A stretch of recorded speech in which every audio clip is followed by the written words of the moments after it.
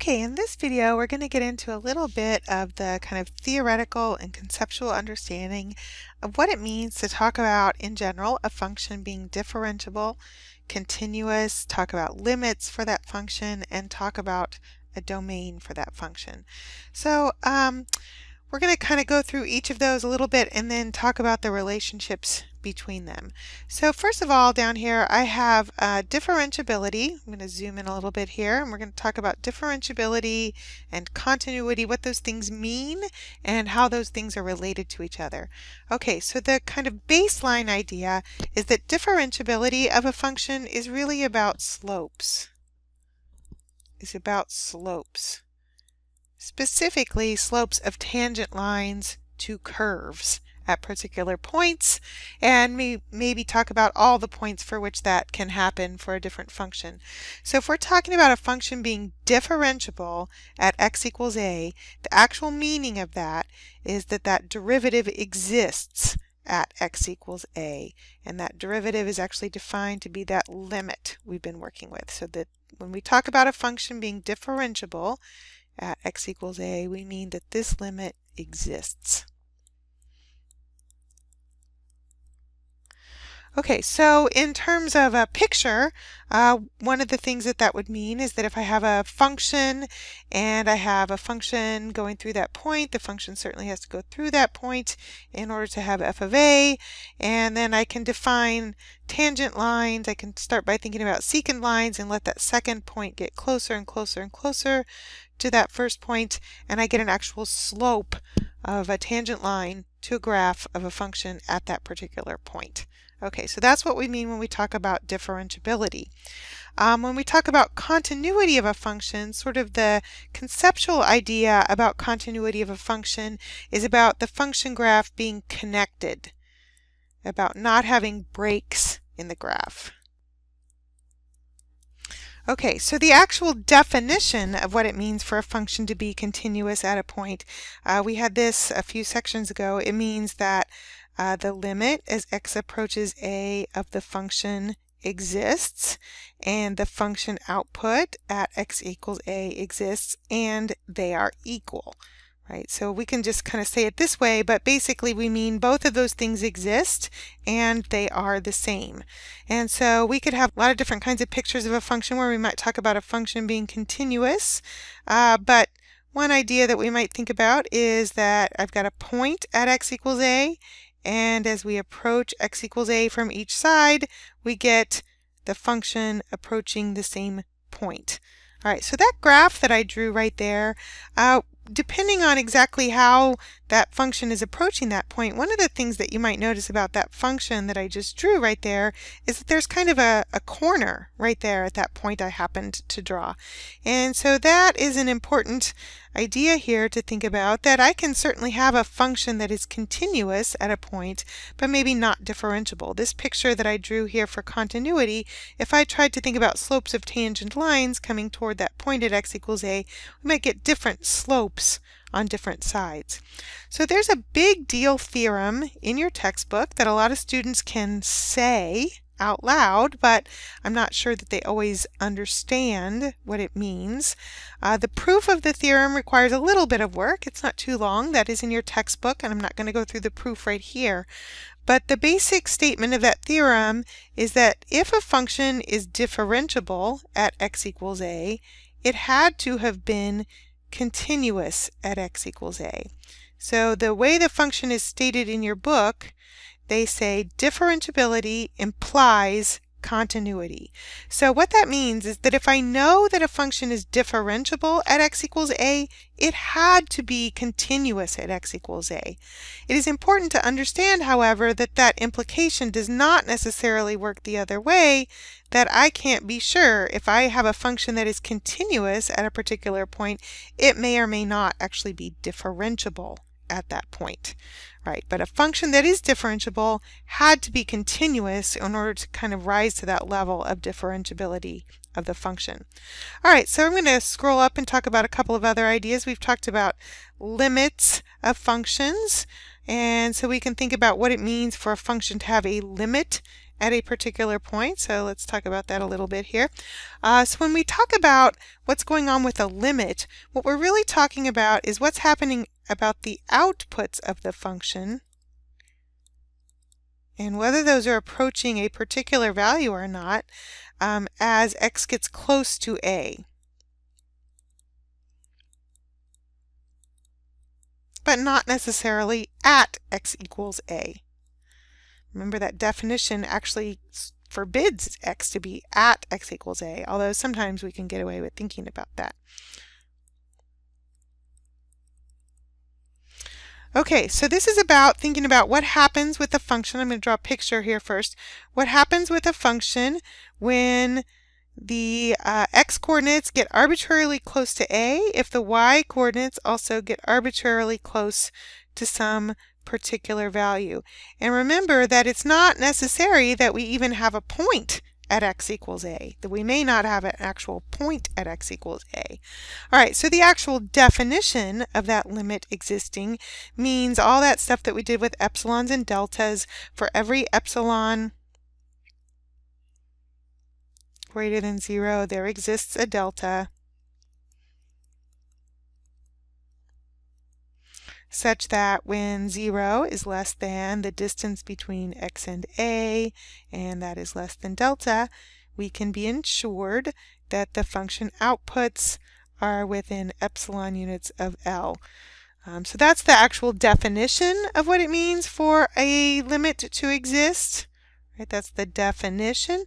But what we want to think about here is the connection between that and continuity. So certainly, if I know that a function is continuous at x equals a, we had to know that that limit existed. Right? We had to know that that limit existed.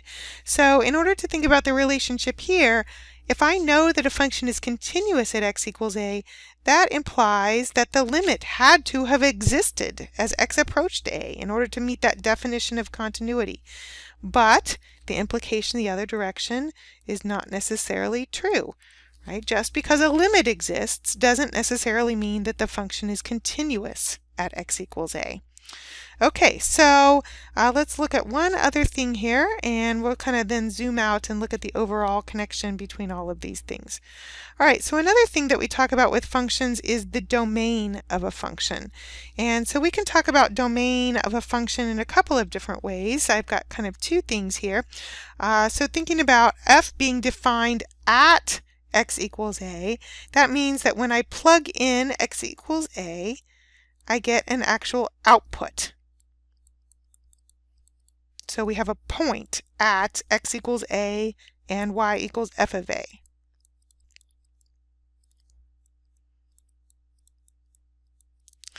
All right, so that's basically, I'm just going to draw a little picture of that. That means that I've got a point right there at x equals a. I may or may not have any other points on the graph of the function. All right, so that's the definition of what it means for a function to be defined at a point. And then if I think about what it means for a function to be defined around a point here, around is kind of a vague notion here, so we're going to talk about in an open interval containing x equals a, except possibly at x equals a. That should sound pretty familiar from the definition of limit that we talked about here. But basically what we're talking about here is that I have function outputs. So f of x has output values. When x is as near as we want to x equals a, but not necessarily at x equals a. I'll just put here is near. We should be a little more careful about that. That really has to do with deltas. X equals a, but not necessarily at x equals a.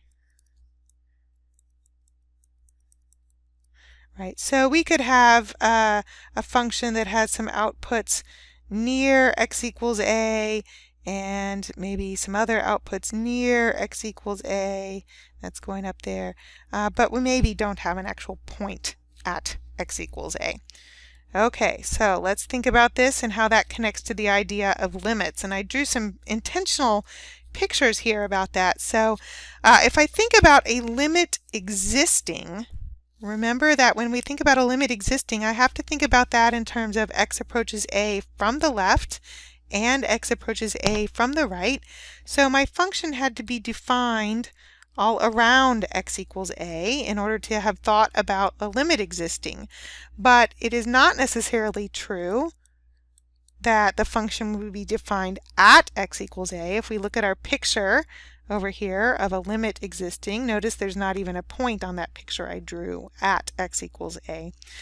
And the other thing that is not necessarily true with this kind of hierarchy and directions of implication is just because a function is defined all around x equals a doesn't mean that the limit necessarily exists. It might or it might not. This picture that I drew down here at the bottom, we might notice that in that picture, as x approaches a, that limit does not exist, even though the function is defined all around x equals a.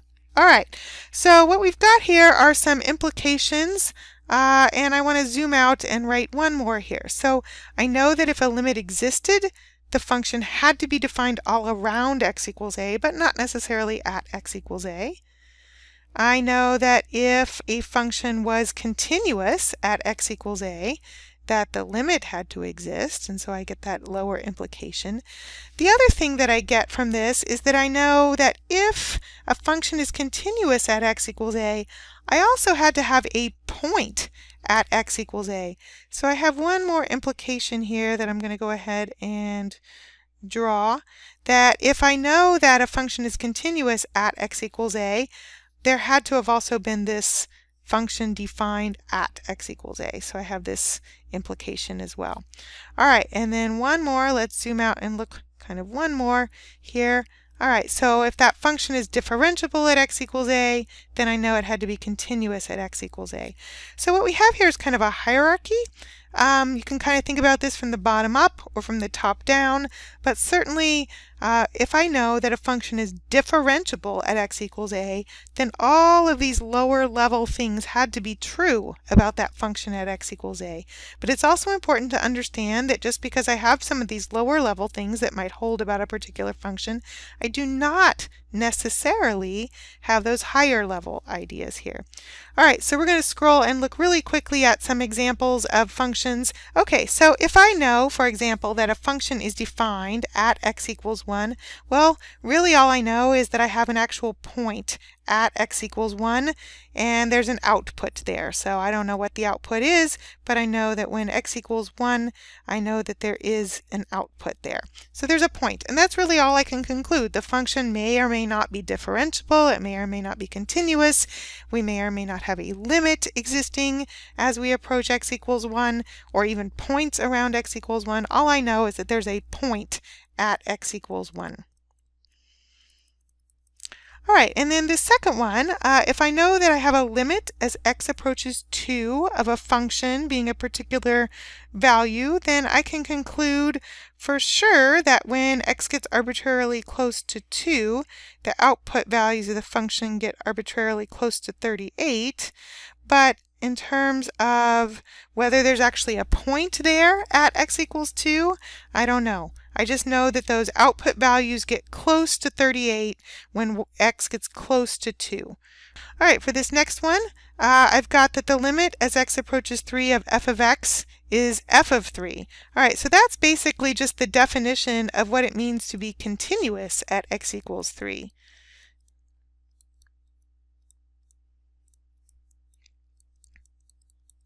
All right, so actually these next two examples are kind of similar here. They're both talking about what it means to be continuous at a point. They're just stated, one of them using the word continuous and the other one with the definition of continuity written out here. So what that means, whether I'm talking about continuity at x equals 3 or at x equals 4, is I know, first of all, I have a point at x equals 3. I have a limit as x approaches 3 from both sides, and that all has to agree. So I have a connection here that the graph is connected at x equals 3. May or may not actually be differentiable at x equals 3 in terms of slopes of tangent lines.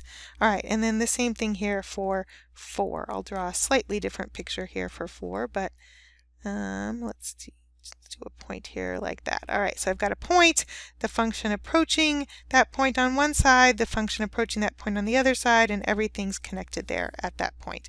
So continuity, I know I have to have a point, I know I have to have points all around, the limit has to exist, and all of those things have to agree. Okay, and then one more here. If I happen to know that a function is differentiable at x equals 5, then I actually know all of those lower level things are true as well in that hierarchy, and that when I approach x from both sides of 5, when I let h approach 0 from both the positive and negative side, and so I get closer and closer and closer to x equals 5, that those slopes of those tangent lines to that curve will approach the same slope on both sides. So this is really about slopes of tangent lines to curves on both sides. But also, all of those lower level things had to have been true as well. The function had to have a point at x equals 5. I had to have a limit as x approached 5. The limit and the function output had to agree. But the real definition of differentiability here is about slopes of tangent lines. All right, in the next couple videos, we'll look at some examples of some functions that fail to be differentiable and why that might happen.